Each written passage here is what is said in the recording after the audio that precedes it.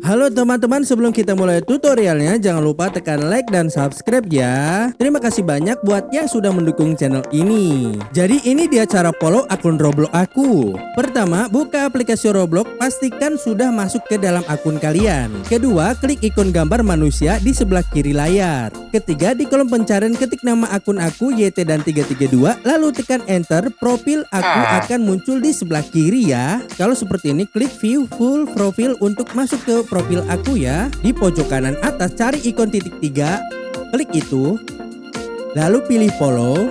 Kalau sudah follow, tampilannya akan berubah seperti ini. Terakhir klik add friend kalau mau tambahin aku sebagai teman, lalu tunggu sampai aku ACT ya. Oh iya, buat teman-teman yang mau gabung ke grup Roblox, linknya ada di deskripsi. Kalau mau join ke Discord, linknya juga ada di situ ya. Terima kasih banyak sudah menonton, semoga tutorial ini bermanfaat dan sampai jumpa di game Roblox.